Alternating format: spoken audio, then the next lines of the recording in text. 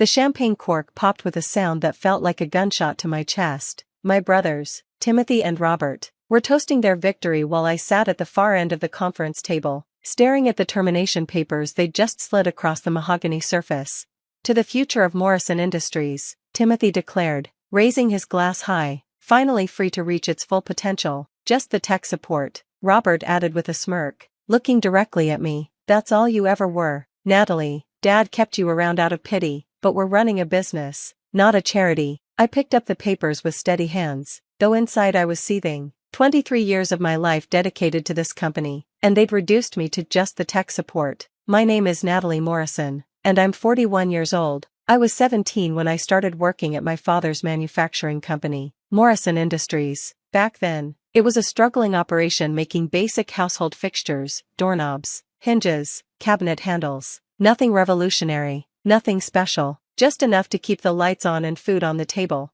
My brothers were different from me from the start. Timothy, 5 years older, went to business school and came back with an MBA and an ego the size of Texas. Robert, 3 years older, studied marketing and returned convinced he was Don Draper reincarnated. They wore expensive suits, talked about synergy and market penetration, and looked at spreadsheets like they were holy scripture.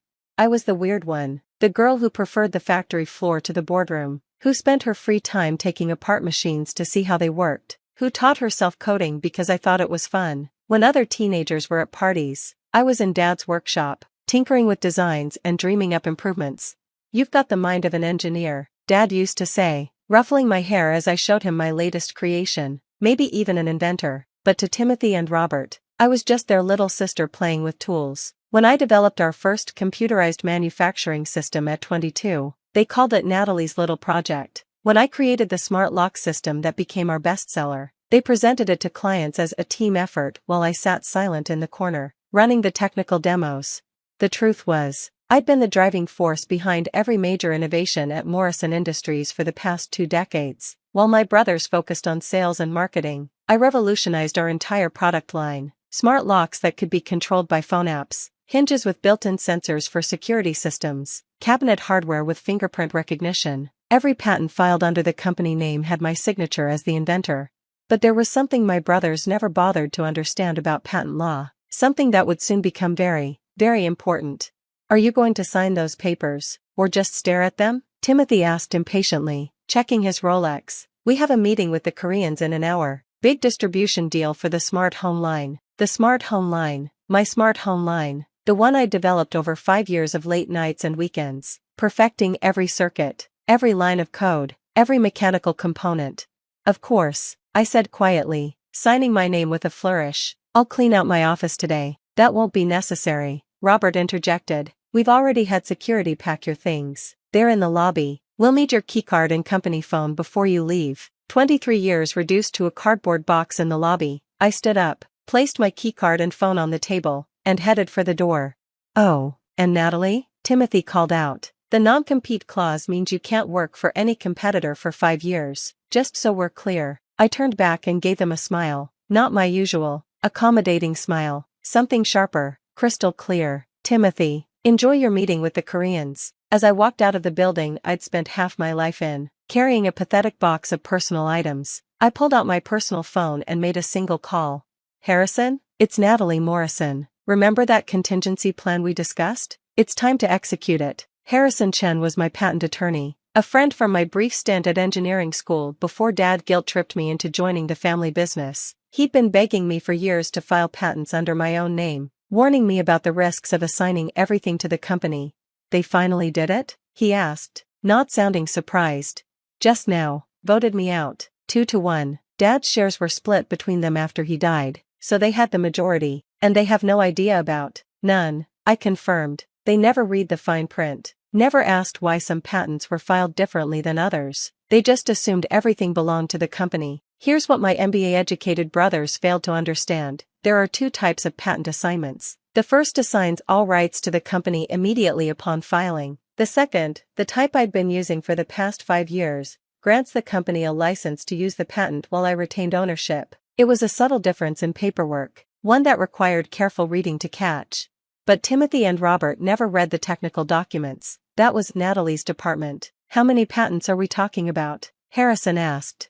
17, I said, settling into my car. Every product in the smart home line, every improvement to the manufacturing process, the entire codebase for the app ecosystem. Morrison Industries has been operating under license agreements that are tied to my employment, which terminated today. I agreed. How fast can you prepare the cease and desist letters? I've had them drafted for 2 years, Harrison admitted. I just need to add today's date and hit send. Natalie, are you sure about this? This is going to get ugly. I thought about 23 years of being overlooked, dismissed, and diminished, of watching my brothers take credit for my innovations while treating me like a glorified mechanic, of board meetings where they'd interrupt my technical explanations to tell clients not to worry about all that complicated stuff. Send them, I said, every single one. That weekend was quiet. I spent it in my home workshop, the one place where I'd always felt truly myself. I'd converted my garage into a makerspace years ago, complete with 3D printers, CNC machines, and every tool I could ever need. This was where the real magic happened, where ideas became prototypes became products. My phone buzzed occasionally, messages from former colleagues wondering what had happened, a few friends checking in. I ignored them all. I had work to do.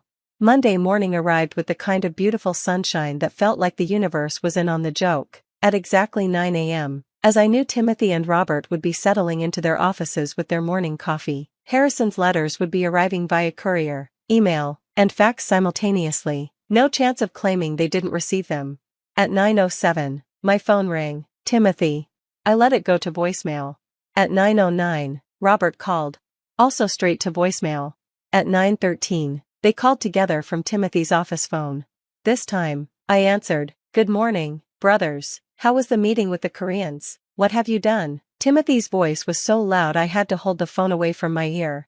"I've exercised my rights as a patent holder," I said calmly, "since I'm no longer employed by Morrison Industries. The license agreements for my patents are void. You'll need to cease and desist all manufacturing, sales, and distribution of the affected products immediately." "You can't do this," Robert sputtered. "Those patents belong to the company. You developed them as an employee. Actually, if you check the filing documents, you'll see that I developed them as an independent contractor. Remember 5 years ago when you restructured my employment to save on benefits? You had me sign a new contract that classified me differently for tax purposes. That change allowed me to retain ownership of any patents I developed." Silence. I could practically hear them scrambling for the documents.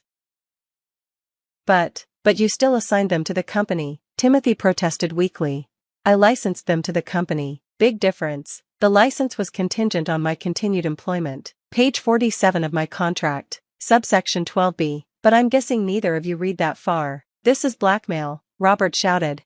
"No, this is business. Isn't that what you told me on Friday? You're running a business, not a charity. The smart home line represents 73% of our revenue." Timothy's voice had gone from angry to panicked. "You're trying to destroy Dad's company." "Dad's company made doorknobs and hinges," I replied. "I transformed it into a smart home manufacturer, and you just fired the person responsible for that transformation." "We'll sue." "Please do. I'd love to see you explain to a judge how you never bothered to read the contracts you signed, how you never questioned why the tech support was named as inventor on every major patent, how you voted out the person whose innovations kept your company afloat." More silence. Then, Timothy's voice, smaller now. "What do you want?" "What I've always wanted," I said. "Respect, recognition, and fair compensation for my contributions." "We can't just undo the termination," Robert said. "The board would need to vote, and we'd look like idiots. Then I guess you'll need to find new products to sell." "Might I suggest going back to basic doorknobs? Though even those might be tricky.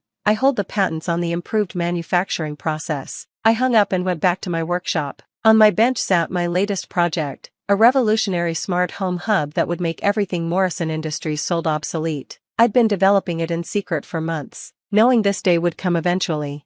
The calls continued throughout the day. Timothy and Robert, their lawyers, board members who'd suddenly realized their cash cow was about to disappear. I ignored them all, focusing on my work. Tuesday brought a formal letter from Morrison Industries' legal team, threatening action for corporate espionage and theft of trade secrets. Harrison responded with a detailed breakdown of exactly which patents I owned and why their claims were baseless. He also pointed out that any attempt to continue selling products based on my patents would result in immediate legal action. Wednesday, the panic really set in. Their Korean distributors were threatening to cancel the deal. Existing orders couldn't be fulfilled without violating the cease and desist. The stock price had dropped 30% on rumors of production difficulties. Thursday, Timothy showed up at my house. He looked terrible, unshaven, wrinkled suit, the kind of desperation in his eyes I'd never seen before. "Natalie, please," he said when I opened the door. "We need to talk." I let him in but didn't offer coffee. "Petty? Maybe. Satisfying? Definitely." "We were wrong," he said without preamble. "Robert and I, we let our egos get in the way. We've always been jealous of how easily things came to you. How Dad lit up when you showed him your inventions. We're the ones with the fancy degrees, but you're the one who made the company successful. And yet you called me just the tech support." He winced. "I know. It was cruel and stupid. We convinced ourselves that sales and marketing were what mattered, that the products would sell themselves. But without your innovations, you have nothing to sell." I finished. "The board is furious. We're facing lawsuits from distributors. Our credit line is in jeopardy. And Robert had a panic attack yesterday, had to go to the hospital." I felt a twinge of sympathy but pushed it down. They'd had 23 years to show me respect. It had taken less than a week without me for them to realize my value. "What are you proposing?" I asked. "Come back," he said immediately. "Full partnership, equal voting rights, and retroactive compensation for all patents. We'll restructure everything, make you Chief Technology Officer, whatever you want." "I don't want to be Chief Technology Officer," I said. "I want to be what I've always been, the heart of this company's innovation. But this time, with the recognition and compensation I deserve. Name your terms." I'd been thinking about this moment for days, years. "Really, 51% ownership. I want majority control." Timothy's face went white. The board would never approve that. Then the board can watch Morrison Industries go back to making basic hardware while I launch my own company with my patents and innovations. Your choice." "You'd really destroy Dad's legacy over this?" "Dad's legacy was teaching me to value my worth," I said firmly. "You and Robert destroyed it when you decided I was expendable. I'm offering to rebuild it, but on my terms." He left without agreeing, but I knew they'd be back. The numbers didn't lie. Without my patents, Morrison Industries was worth less than the building it operated in. They'd spent years building a sales and distribution network for products only I could legally produce. It took another week of negotiations, threats, and increasingly desperate offers before they finally agreed. 51% ownership, full control over all technical development, and a seat on the board as Chief Innovation Officer, a title I created for myself. The signing ceremony was held in the same conference room where they'd terminated me 2 weeks earlier. The champagne was gone, replaced by somber faces and legal documents. Timothy and Robert looked diminished, their usual bravado replaced by hard-learned humility. "For what it's worth," Robert said as I signed the papers that would make me majority owner, "we're sorry. We should have valued you from the beginning." "Yes," I agreed, "you should have, but I wasn't interested in dwelling on the past. I had a company to run, innovations to develop, and a legacy to build." The girl they'd dismissed as just the tech support now owned the kingdom they'd tried to rule without her. The first thing I did as majority owner was institute a company-wide patent review. Turns out, I wasn't the only one whose contributions had been overlooked. Several engineers had ideas that had been shelved because they weren't marketable enough according to my brother's narrow vision. Within 6 months, we'd launched 3 new product lines based on previously ignored innovations. The smart home hub I'd been developing became our flagship product, integrating all our existing systems into one seamless experience.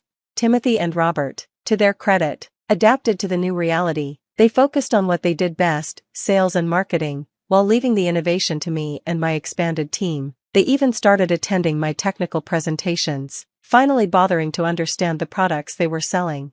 The company thrived under the new structure. Turns out, when you value the people who create your products as much as the people who sell them, success follows naturally. We went from a regional manufacturer to a national brand, then international. The patents I'd retained became the foundation for an entire ecosystem of smart home products. But the real satisfaction came from smaller moments, like when a young engineer came to me with an idea and knew it would be heard, not dismissed. Like when my name appeared first on the company letterhead, Morrison Industries, a Natalie Morrison company. Like when Timothy introduced me at a conference as the genius behind everything we make. They'd thought I was just the tech support, a replaceable cog in their machine. They'd celebrated with champagne when they voted me out, confident in their decision to remove the weak link. They'd learned the hard way that in a technology company, the person who holds the patents holds the power, And sometimes, the quiet one in the corner, the one taking notes and solving problems, is the most dangerous person in the room. Not because I'd planned revenge, I'd simply protected myself. Not because I wanted to destroy them, I wanted to build something better. But because when you systematically undervalue someone for decades, when you dismiss their contributions and diminish their worth, you create your own downfall. My brothers had thought they were the kings of Morrison Industries. They'd forgotten that every king needs a kingdom, and I'd been the one building it all along. When they kicked me out, they discovered that without the builder, all they had was an empty castle and a throne with no power. Now, I sit in that conference room, my conference room, and look at the framed patent certificates lining the walls, each one a reminder of what I built, what I protected, and what I've earned. The champagne cork had sounded like a gunshot that day, but it wasn't my funeral they were celebrating. It was their own.